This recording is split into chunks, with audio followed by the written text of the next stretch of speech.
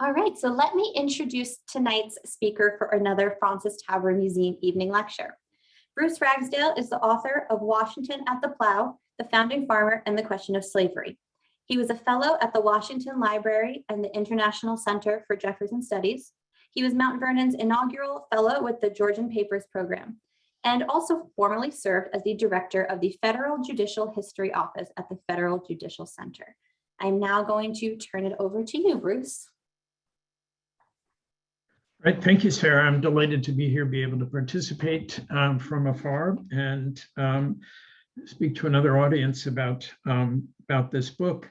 This book is the first on Washington's life as a farmer, based on his voluminous correspondence and on his detailed financial records, many of which have not been published, and also on plantation records, which have not been published. And so it explores what is probably the least familiar dimension of the most familiar of Americans.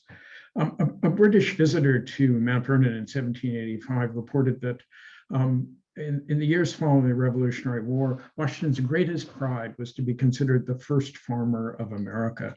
Washington's been celebrated for many kinds of firsts, but first farmer is a title, an accolade that's been lost to the nation's memory of Washington. And in researching this book, I wanted to find out why he so preferred his life as a farmer, and also why this title would have been so important to him in the years immediately following the Revolutionary War and his role in securing American independence. And what I found again and again is that no one can fully understand Washington without some sense of why he devoted so much attention to farming, and also what he hoped to contribute to the new nation through his agricultural innovations. Washington considered farming the activity best suited to his disposition. It was certainly what he most enjoyed. He said it was more rewarding than a succession of military victories ever could have been. And his lifetime of farming reveals a personal side, a private side of Washington that's just not evident in his role as a general or as president. And as farmer, you see someone who's deeply connected to the natural world around him. In many ways, he was an intuitive farmer, could read the landscape, read the soil wherever he traveled, and understand what kind of farming would be best suited to that place. You also find an intellectual curiosity we don't usually associate with Washington. He was a very bold experimenter. He was a risk taker as a farmer. And also he was an active participant in a transatlantic community of self-consciously enlightened landowners who were dedicated to sharing their experience and their knowledge of agriculture. And of scientific experiment. So in other words, what we find here is a man of the Enlightenment in a way that we don't associate as much with Washington as we do with other founders, but he clearly was, and he was recognized as such by a much broader community. But farming also was never just a private enterprise or a source of income for Washington. Agriculture, he said, would be one of the most important foundations of the new nation and its respectability and influence within the Atlantic world. And he always intended his own innovations in farming to contribute to a broader prosperity. First in Virginia, when he transitioned from tobacco to wheat cultivation, and choosing wheat because it could be traded to new markets outside the restrictions of the British Empire. And then following the Revolutionary War, when he's committed to a kind of diversified farming that he thinks will join the nation together in a common commercial enterprise, and a kind of farming that he thinks could be extended into Western territories. In his own lifetime,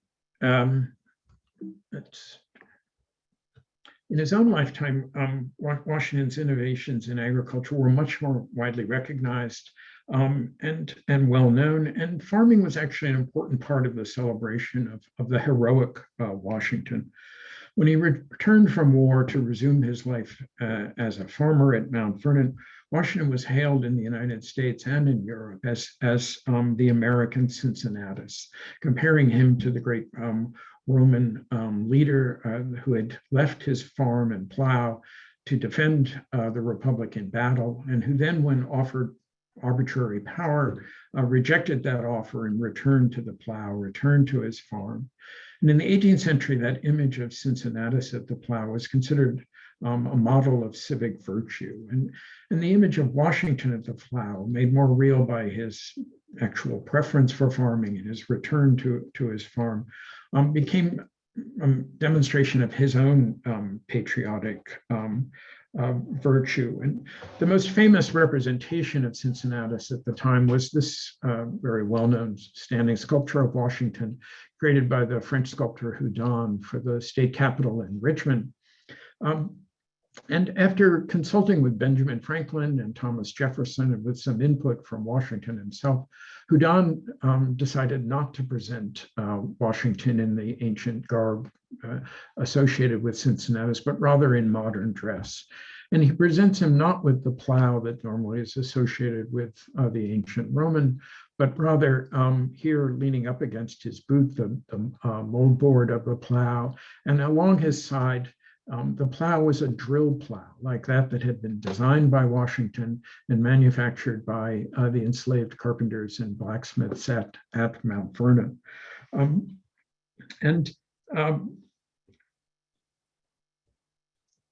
This, again, when Washington retires from the presidency in 1797, he again is associated with the plow. Here he is in an image that was created actually for a dinner marking his resignation or retirement from the presidency. And he's surrendering the symbols of authority on the throne of liberty, but with his left hand, he's gesturing back to Mount Vernon. And there waiting for him is a plow with the yoke of oxen.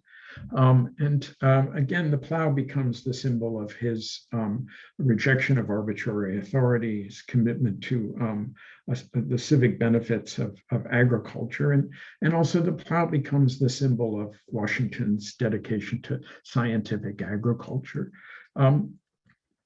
As these images suggest, Washington after 1783 is effectively farming on the public stage.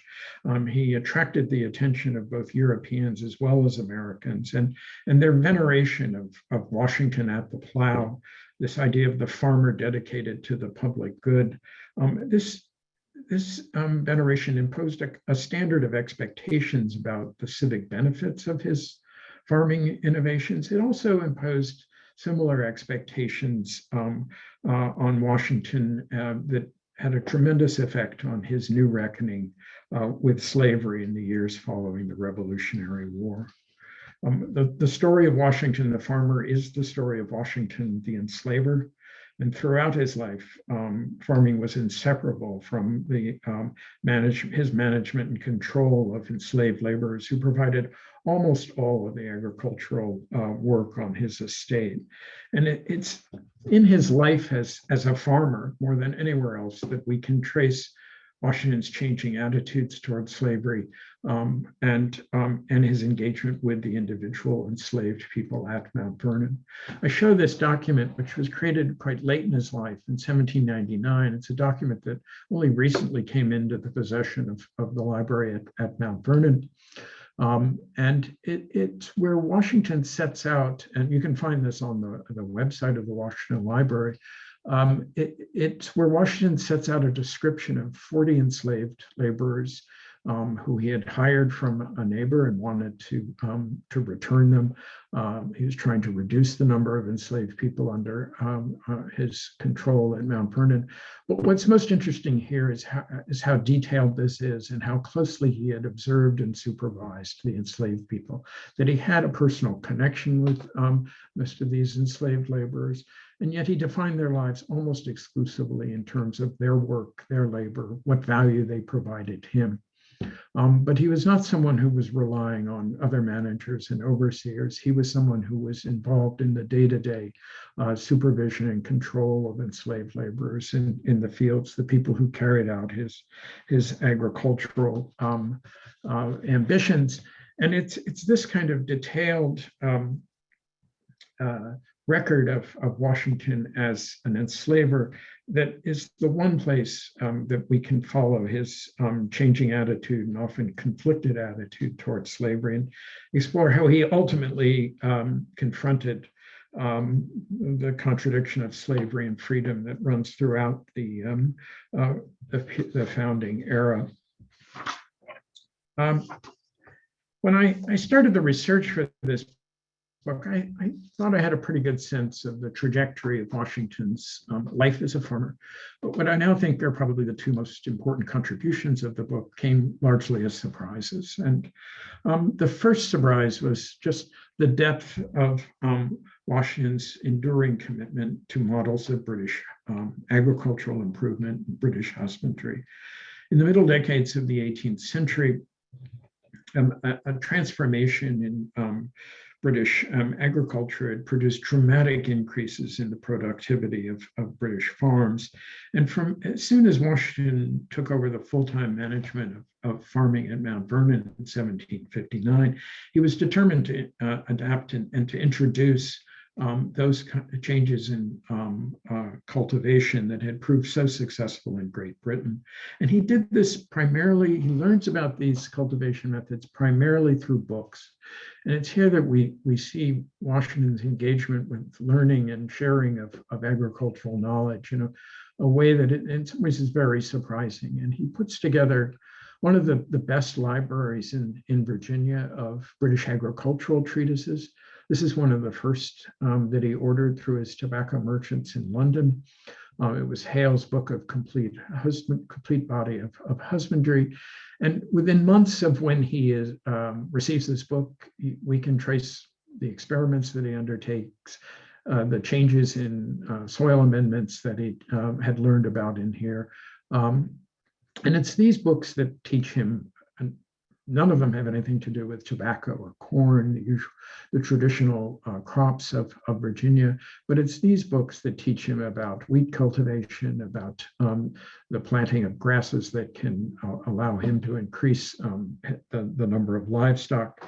But it's also, as this image that I show here on the right, which is a frontispiece from Hale, shows, is that these books were more than just practical guides. They brought with them a culture of farming.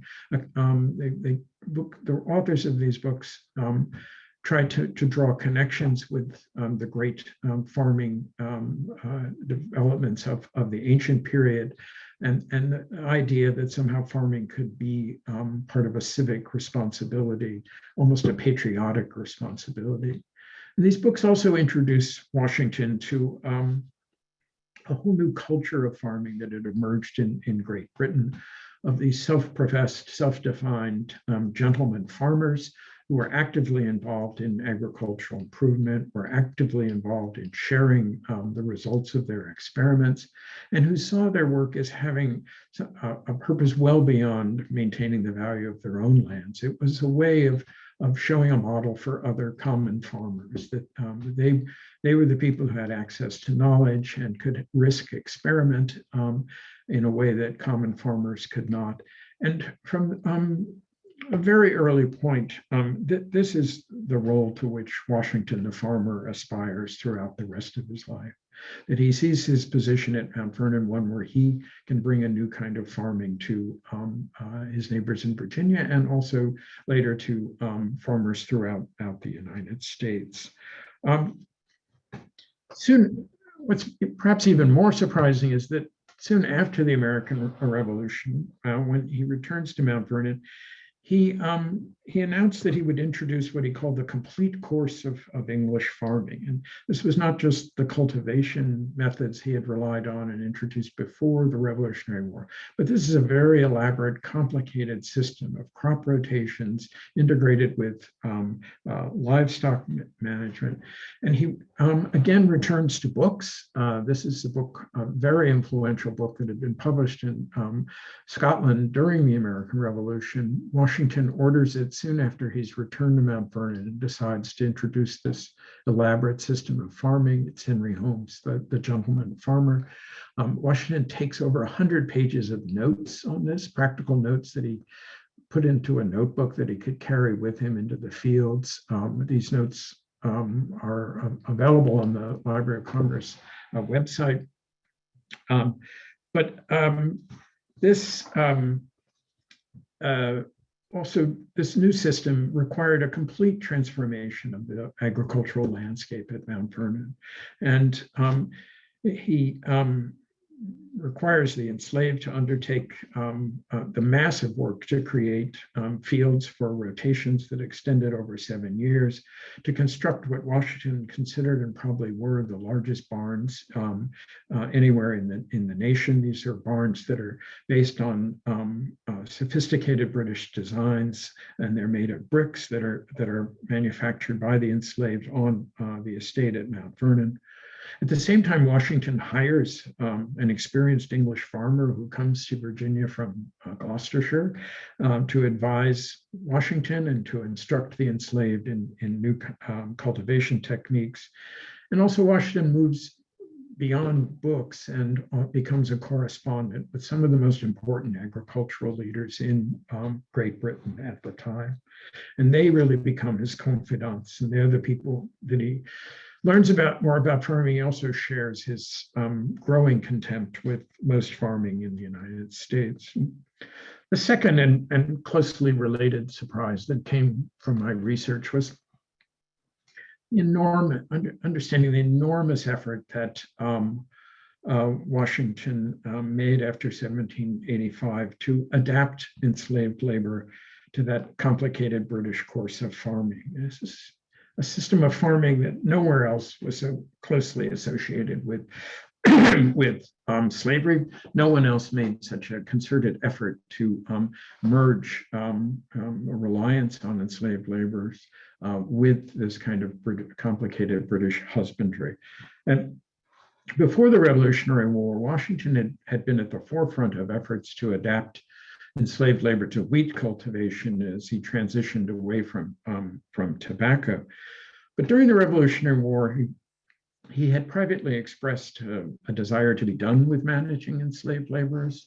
Then in the 1780s, he makes several references to his support in principle of legislation that would provide for the gradual abolition of slavery in Virginia. And historians, biographers of Washington have generally assumed that he was trying to move away from slavery, that he did not see slavery as the labor system in the future of American agriculture, and that he wanted to somehow distance himself from reliance on slavery. And I found when you look at this institution of this new system of farming, that was not true at all. That Washington, beginning in 1785, takes several decisive steps to become more exclusively reliant on enslaved labor, to give new value to the growing number of enslaved people under his control. And he does that in several ways. He places enslaved overseers in charge of 4 of the 5 farms that were dedicated to commercial agriculture. He attempted to replace hired white artisans with enslaved workers, such as the carpenters who made agricultural implements and the bricklayers who worked with the carpenters in the construction of the massive barns.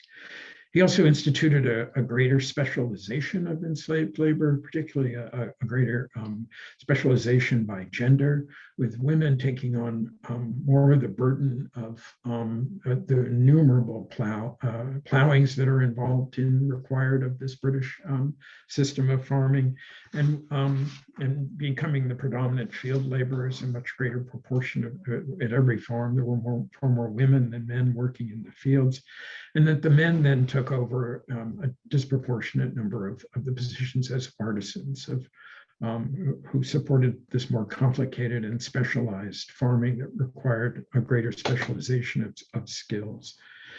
Washington recognizes right away that what he's trying to do is unique and unprecedented in many ways, of trying to merge British husbandry methods with reliance on enslaved labor. And certainly the British agricultural books on which he relied for the practical advice on farming techniques had nothing to say about how to manage labor for someone who by 1785 controlled over 200 enslaved blacks at Mount Vernon. What Washington does is he develops his own really totally original and unique system for the closer supervision and accounting of enslaved labor. And he institutes in 1785 a system of weekly reports of labor. He starts to prepare these himself. They then become the responsibility of the farm manager. And every week he receives these accounts, most of which, a few were published in the papers of George Washington. The great majority of them remain unpublished, and they are a remarkable source for understanding how the working lives of the enslaved changed so much with this new system of farming. These reports that came in every week, for each farm, it would tell the number of people working there, but enslaved people, and it applied only to the enslaved, number of enslaved people who were working, and then it would account for how they filled the 6 working days of the week. And this system allowed Washington to supervise enslaved labor far more closely than he ever had been able to before. It also enables him to supervise labor from afar when he's a delegate to the Constitutional Convention in Philadelphia, and especially when he's president. And when he was in Philadelphia as president, he devoted a large part of every Sunday to reviewing these in great detail and then writing equally detailed instructions to his farm manager based on what he wanted the enslaved to be working on in the coming week.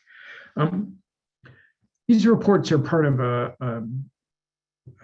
penchant for detailed record keeping and detailed observation that mark all of Washington's involvement with farming.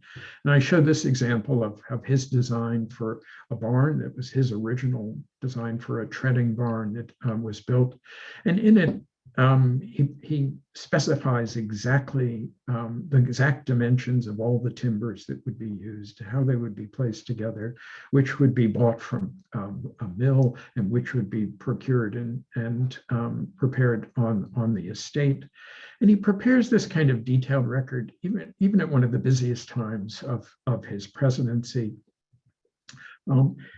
Another example of just the kind of just phenomenal detail is and attempt to make every farming as precise as possible is in the late 1780s, he returned from a day farming and decided he would determine exactly the number of seeds for new kinds of crops that were in a pound, in a bushel, that would be required to sow.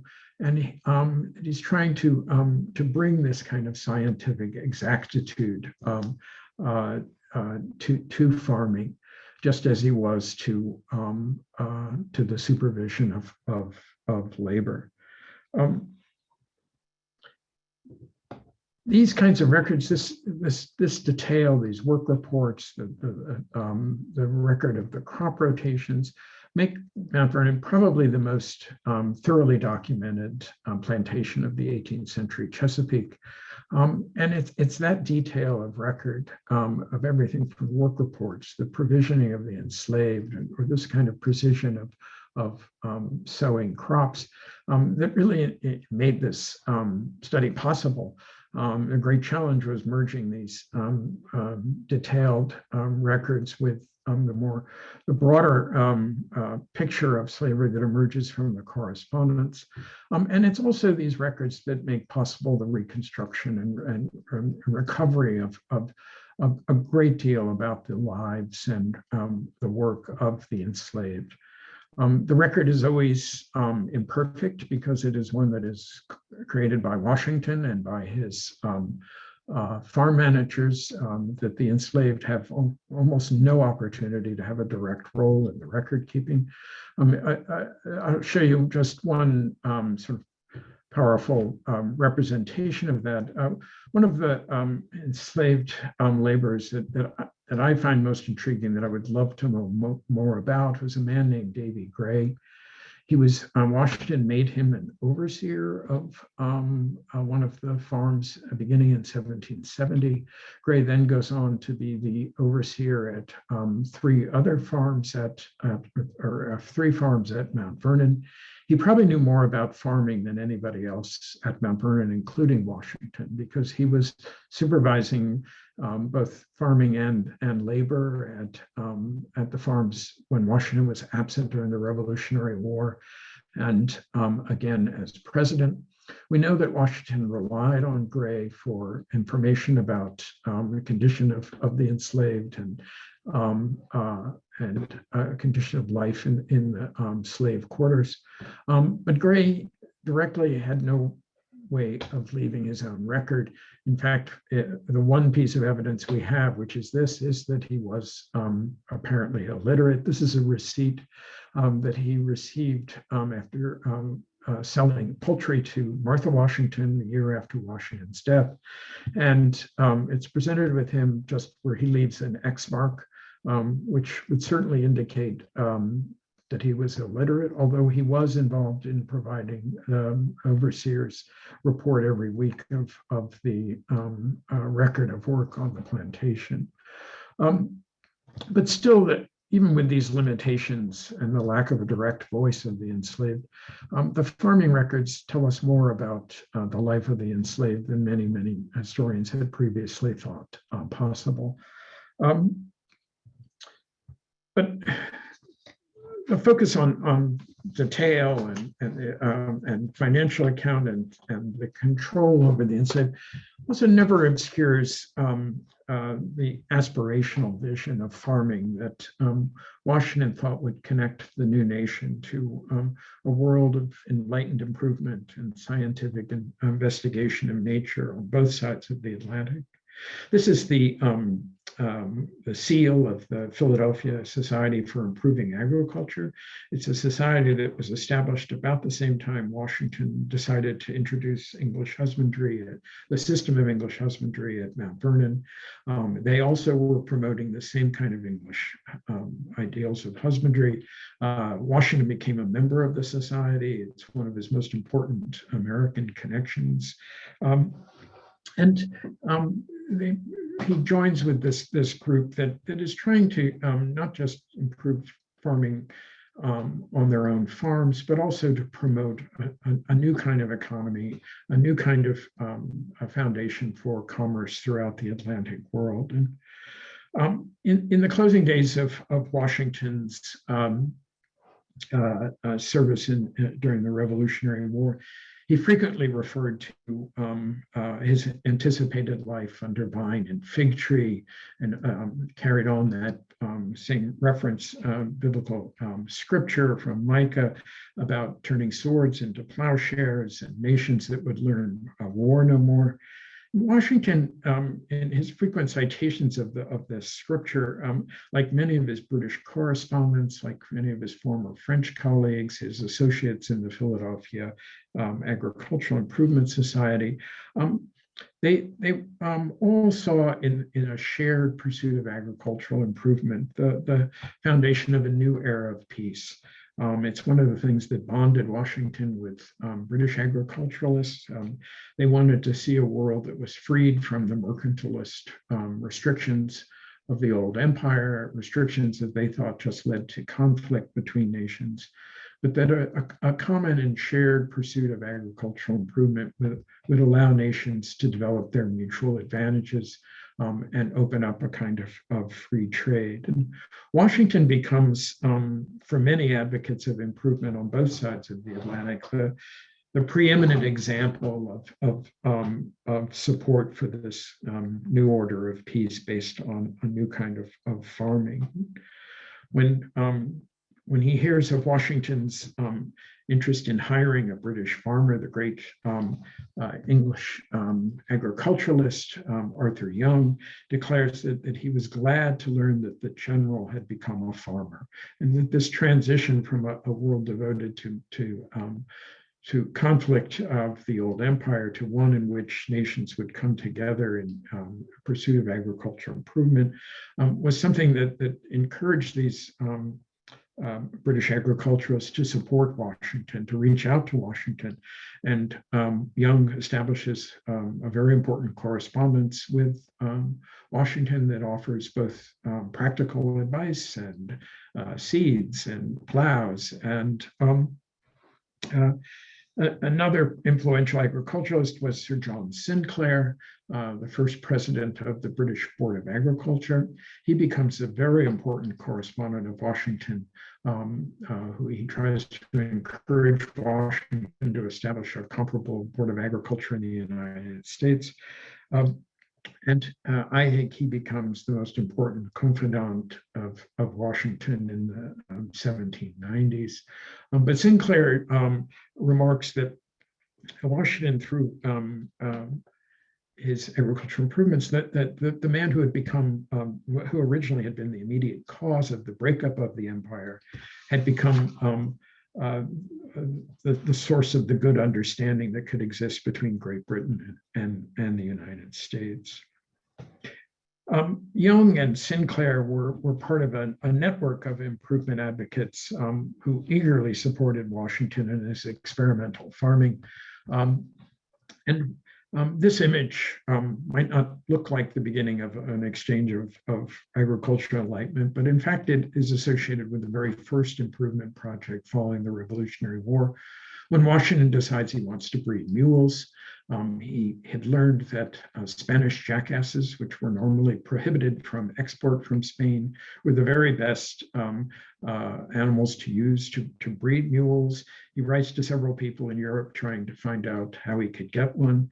And suddenly this whole network of diplomats in Europe and dignitaries in French and Spanish government try to mobilize to support Washington. When King Charles III of Spain learns about Washington's interests, he orders that two of the finest specimens that could be found be sent to Washington as a gift. Only one of the animals survived the journey, and Washington named him Royal Gift. Here, represented in Farmer's Almanac, published in Massachusetts. And Royal Gift becomes a kind of celebrity himself. When he travels from Boston, where he had landed, to Mount Vernon, newspapers carry reports of the journey. Farmers throughout the United States, prominent farmers like John Jay in New York, or leading political elite in Charleston, South Carolina, all want to bring their mares to breed with Royal Gift. And the project doesn't get off the ground very easily or at first, but by the end of Washington's life, he has more mules as draft animals at Mount Vernon than he does horses or oxen. He's often thought of as the father of the American mule, among other things. And over the next 15 years, like with these connections to Young and Sinclair, Washington participated in a almost global network of exchange that brought him plants from Africa, from all parts of Europe, of livestock from the West Indies as well, and also, of course, agricultural technology and books especially from Great Britain. Washington presents his estate to the many visitors who came pilgrimage to Mount Vernon, really, in the years after the Revolutionary War. He presents them a landscape unlike anything else in the United States. And this map from 1793 shows how he had redesigned the farm with not only with the 7 fields that would be necessary, but also so that it was there for display. This is a close-up of one of the farms where he presented a tree-lined avenue going to where he had built one of the great barns designed by Arthur Young. And all of this is on display for visitors. He encourages visitors to go with him. And they notice that Mount Vernon just looks different from any other American agricultural landscape. European visitors are surprised he hasn't been to Europe because he seems to have absorbed all of the ideals of landscape design. And Washington presents this as a kind of ornament, as an expression of his own reputation. and it has that impact on visitors. But of course, the many visitors to Mount Vernon not only saw his improvements and his great agricultural buildings, but they also observed the work of the enslaved who had made possible Washington's ambitious projects. And just this is an image from the early 1790s of Mount Vernon done by Edward Savage. And it's one of the very few images that shows a residence of the enslaved. To the right is what had been called the House for Families, torn down soon after this. And then next to that is the greenhouse, which also included residents of the enslaved. But it was impossible to visit Mount Vernon and not see how dependent Washington was on enslaved labor, to not see the condition of the enslaved. And just as agriculturalists on both sides of the Atlantic understood the powerful symbol of the military leader turned innovative farmer, so anti-slavery advocates were convinced that Washington's support for their cause and Washington's potential emancipation of the enslaved under his control would promote a wider support for ending slavery. And the earliest documented appeal to Washington was from his dear friend Lafayette, who had asked Washington to join him in an experiment to train enslaved laborers to be free and self-sufficient tenants. Washington receives personal appeals from religious leaders. The French abolitionist Jacques-Pierre Brissot, a friend of Lafayette's, goes to Mount Vernon to appeal to Washington to establish and then lead an abolitionist society. And he presented Washington with the argument that it would be fitting if the man he called the savior of America also brought freedom to the hundreds of thousands of Blacks who remained in bondage in the United States. And these appeals to Washington, including the ones in the press that were often far more critical, would continue through the rest of his life. And they are uniquely directed at Washington. Washington is the one slaveholding founder who attracted these appeals from abolitionists like no other during his own lifetime. But apart from a few private comments in support of the principle of gradual abolition, the change in Washington's attitude toward slavery was only evident in his management of agricultural labor and in his efforts as a farmer.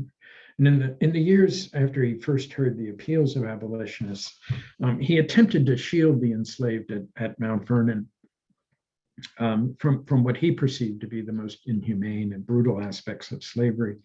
He resolved to end the purchase or sale of enslaved laborers and to protect families, to keep families together. He insisted that the enslaved families receive adequate provision and medical care.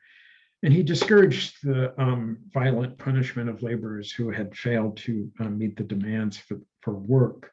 But in return for these limited productions, Washington imposed greater demands that enslaved laborers work what he described as sun up to sundown, 6 days a week throughout the year, and what he defined as their duty.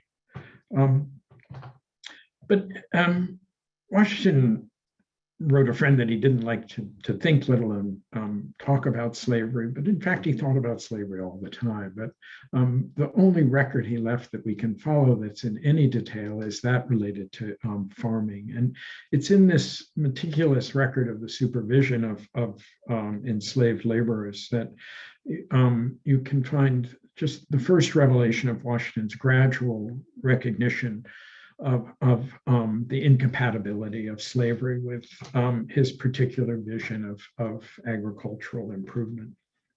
First, he found that he repeatedly hired British-born managers and artisans, hoping to draw on their experience on British farms.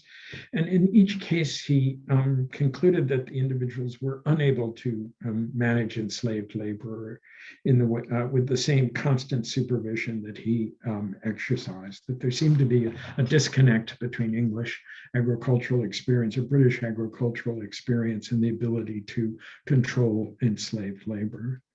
And as president, he traveled throughout the United States, visiting many places for the first time. And he develops a deeper understanding of the ways in which slavery had differentiated grain farming in Virginia and Maryland from the same kind of farming in the states that relied on free labor. And it was in Pennsylvania in particular, where he lived for 7 years as president. And he closely observed what he ultimately acknowledged to be the superior improvements in farming in Pennsylvania, which he attributed to the state's laws mandating gradual abolition. And near the end of his second term as presidency, as president, he finally admits that Virginia would need to do the same thing, that they would need to enact some kind of gradual abolition if they were ever going to keep up with the kind of agricultural improvement that he recognized in Pennsylvania. And on a more personal level, Washington attempted to manage the farms at Mount Vernon from the distance of Philadelphia, and he became increasingly frustrated.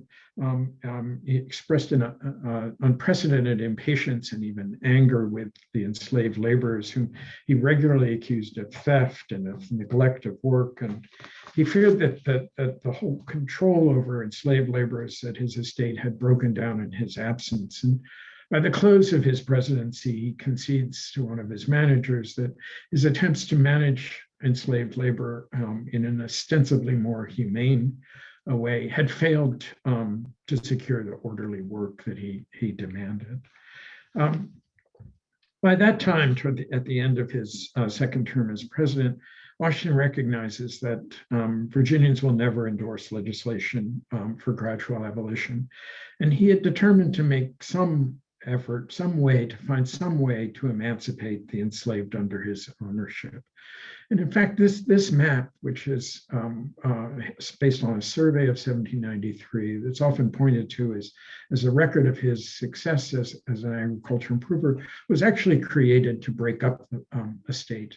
And it was part of a very elaborate plan that this book provides the first full description of, a plan by which he hoped to lease the farms to experienced British farmers who would somehow rely on free labor, and whose, whether it be hiring the former slaves at the Mount Vernon, but would enable him to free the enslaved that he owned.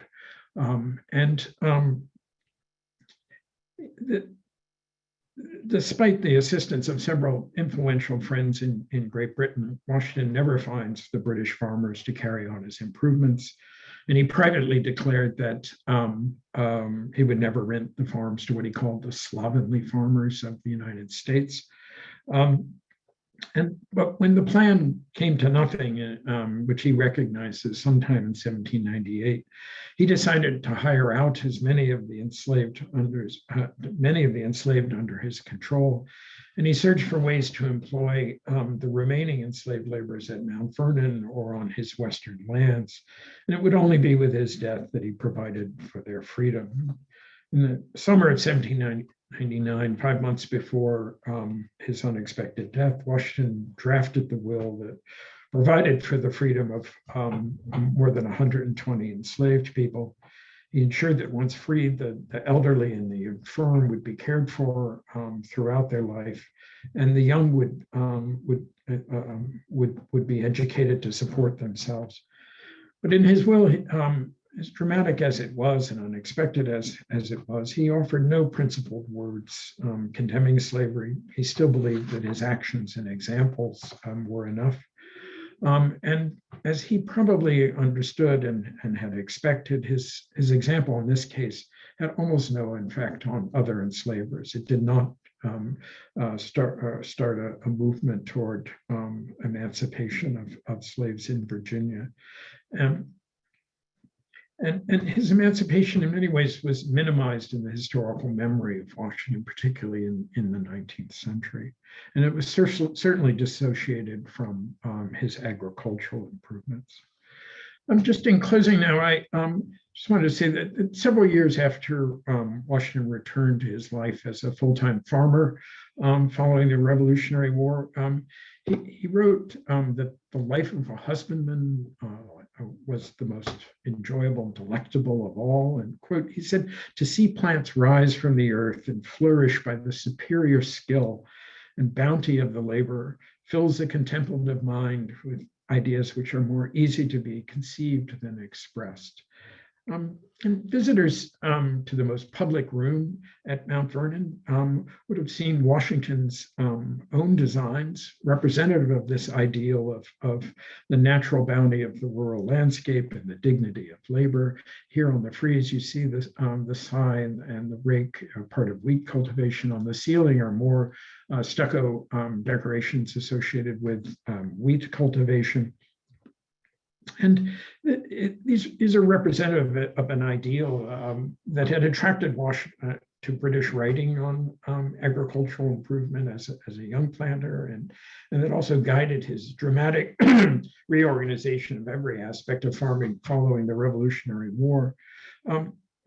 And his engagement with the community of enlightened agricultural leaders in Great Britain deepened his conviction that the example of farming he pursued at the new nation would enable the new nation to prosper through peaceful commerce. But that ideal of rural life and agricultural bounty would always remain in conflict with a system of labor that depended on violence and a denial of individual liberty. And in this book, I've tried to recover a neglected and I think essential part of Washington's life.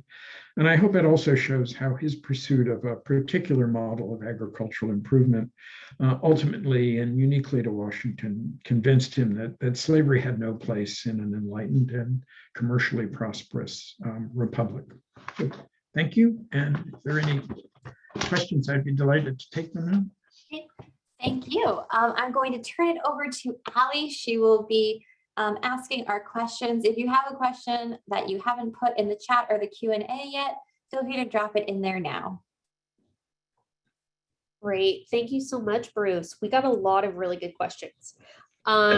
So I have amazing ones to pick from. My first question is, at the very beginning, you mentioned that Washington had designed a plow himself. What was special or different about that? He designed several plows. In fact, one of the first things he does when he comes back to Mount Vernon in 1759 is to work with an enslaved blacksmith to design a plow. Plows had not been generally used in many parts of Virginia. It had been the hoe that was used. But the one that was shown with the in the statue of the Houdin sculptor is a drill plow, which he designed. And a drill plow cuts a furrow and then allows seed to be dropped so that it is seeding as it moves along. And he designs his own version of that. He shares it with several other farmers in Virginia and in South Carolina. And it's something that the enslaved blacksmiths and carpenters became adept at, both constructing these and in repairing them. Great. So obviously, European farming, very big for him. Was the terrain at Mount Vernon similar to that of Britain? Well, no, of course not. I mean, not exactly, no. Although the farming wasn't wasn't as different as one might think. The farmer who came, this summer, I went and found the farm where James Bloxham had worked for 20 years as a farm manager in the Cotswolds in Gloucestershire. And I will say I was a little surprised because the landscape looked remarkably like the part of Virginia where Mount Vernon is. But what was very different was the soil. And the soil at Mount Vernon was never very good. It's a very shallow soil. It hits a clay very quickly. And it really wasn't the best place to introduce plow culture or the kind of varied crops that Washington attempts. And I'm struck by how he adheres to British models for many years before he will give up on any particular plant or particular kind of plowing.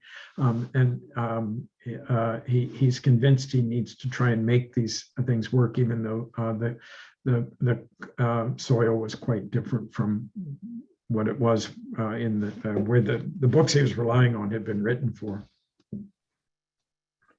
Great.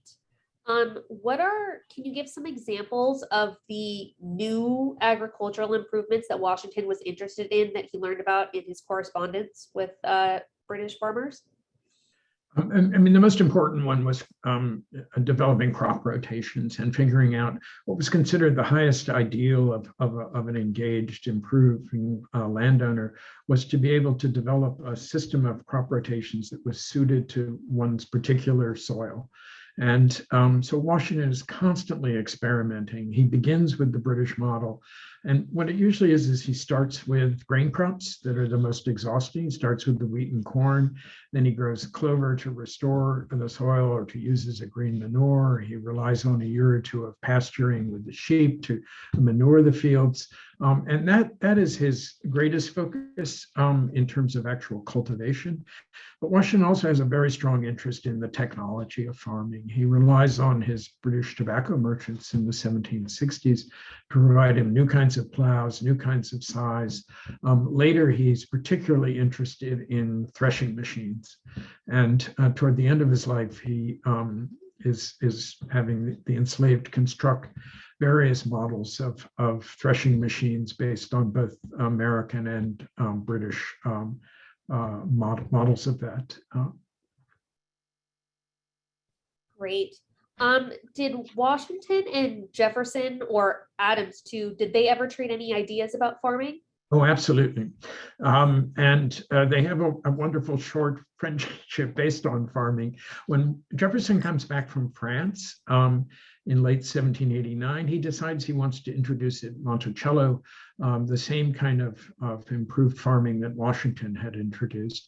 And he relies very heavily on Washington's advice. He goes to Mount Vernon. He stops at Mount Vernon going to and from Monticello when they're both on their way to Philadelphia. And Washington gives him a tour of the farms, takes him out to see how the crop rotations work in practice. They also exchanged information about technology. Jefferson had a model created of a Scottish kind of thresher. And Washington takes the specifications for that and takes it back to Mount Vernon, where he has the carpenters construct this machine. They also, I think most intriguingly, they both talk about the challenge of adapting enslaved labor to this kind of British husbandry. They both try to make the same efforts to change the way, the kind of person who oversees the enslaved to somehow make slavery less brutal. But of course, their farming friendship breaks apart when their political friendship breaks apart in 1796. But their last letter, it's very touching, actually. They both respond the same way and say, enough of these differences. Let's talk about my peas and clover. And they go on to, so it was neutral ground for them. Great. Did Washington ever employ any European indentured servants, or was it exclusively enslaved labor? No, he definitely has quite a few indentured servants, quite a few over the years. Washington tries to train enough of the enslaved laborers that he can dispense with the expense of hiring, of buying indentured servitude time or hiring artisans. He's never successful in doing that. He's never able to give up hiring certain kinds of specialized artisans, so that he has all kinds of people who come as ditchers. That sounds like terrible work, but it's actually kind of hydraulic engineers. He has a German ditcher who helps to train the enslaved. He has a Scottish carpenter who brings special kinds of skills that, again, Washington hopes to train the enslaved in, but he is never entirely successful with dispensing with reliance on either indentured servants or hired white artisans. But that's a very good question, and it actually is, I think, contributes to Washington's sense that of the irreconcilability of enslaved labor and improved agriculture. Great. So how active was Martha in managing the estate and any of the enslaved labor or anything like that? I wish I knew. We know there's so little record of Martha's involvement, but every indication is that she followed it very, very closely. And when Washington goes off to the Revolution and becomes the commander of the Continental Army, she remains in charge of the estate. She's overseeing the enslaved. She makes Washington paid a small amount of money, a token amount, to enslaved overseers. And Martha makes sure that they continue to get that after Washington goes off to war. There are a couple of other sort of just anecdotal information that Martha was following it very closely, at least the business. There's one case where Washington briefly grows tobacco again in the late 1780s, just because he's trying to find some more revenue. It doesn't work. And he has a number of hogsheads of tobacco that are sitting in a warehouse for several years. And he finally said, let's get rid of these, let's sell them. The market's not going to come back. And he says that he had forgotten they were there, but that Mrs. Washington reminded me that these hogsheads were in a Georgetown warehouse. That tells me there was frequent conversation about the particulars of farming. Got it. Great. So do we have any record of any opinions of what the enslaved people at Mount Vernon thought of Washington? Not direct records during his lifetime. What we do know is that there were enslaved people, especially Davey Gray, whom I mentioned, who did take particular complaints and to Washington. They at least were confident that Washington would listen to their complaints, particularly about the amount of food that was being distributed. And there also were complaints about treatment by some of the overseers. So indirectly through Washington's account of it, we can get a sense that there, I think, a surprising amount of conversation between Washington and the enslaved, but it would only be much longer after his death that people, some of the enslaved, gave basically oral histories in which they would talk about Washington. But it's nothing like you wish you could find there. Yeah, I understand. Which particular mercantilist policies did Washington and his British counterparts consider as leading to war? Oh, the restrictions on trade, and particularly after the Revolutionary War, Washington is very worried about the reimposition of kind of neo-mercantilism, preventing the Americans from trading to the Caribbean islands was the biggest concern. And that these kinds of restrictions on trade, they thought would only result in further conflict and war. And also before the Revolutionary, Washington he tries to take advantage of loopholes in the Navigation Act, or at least to find things that can be traded outside the restrictions, because he just thinks it's a natural, the natural advantages of Virginia farmers would lead them to trade elsewhere, and that it was just a restriction on everyone's economic growth to adhere to these older controls on, like there were on tobacco. Okay, this is going to be my last question and arguably the most important. If you could dine with anyone at Fraunces Tavern, who would you choose? Well, actually, if there's any person well, obviously we'd love to dine with Washington and ask him these kinds of questions about slavery, the kinds of things he just didn't put in record. He goes out of his way not to put anything in writing. And you can even see where he will say, we'll talk about it when you get here, to Lafayette, to David Stewart, to various people. And even with his most radical plans to move away from, to move somehow toward emancipation, he makes clear he's not going to put this in writing. The one time he does say that he wants to liberate a certain species of property, he writes that to Tobias Lear, but he puts that on a separate sheet of paper, and it only survives because Lear and his family kept it. When Washington makes the formal record, which he always did, a copy of his correspondence, he omitted that passage. So that's the questions I would most want to ask Washington. All right. Thank you so much, Bruce, for all those great answers and the wonderful presentation. Thank you, Allie, for moderating our Q&A. Thank you to those at home for submitting questions. Unfortunately, we never have enough time to get to all of them, but thank you for sending them in. If you enjoyed tonight's lecture, would like to stay up to date with all of our programs, you can join our mailing list by going to our website, FrauncestavernMuseum.org. There you will also find our social media accounts and our calendar of upcoming programs. Our next lecture is going to be on March 10th. It is not on the website yet, but it will be up there very shortly for you to register for. Thank you to those of you who have donated to the museum. Your generous support helps us fulfill our mission and share the history of the American Revolutionary era with the public. If you would like to make a donation, you can also do that at FrauncestavernMuseum.org. So thank you again for joining us at another Fraunces Tavern evening lecture. We hope to see you again soon.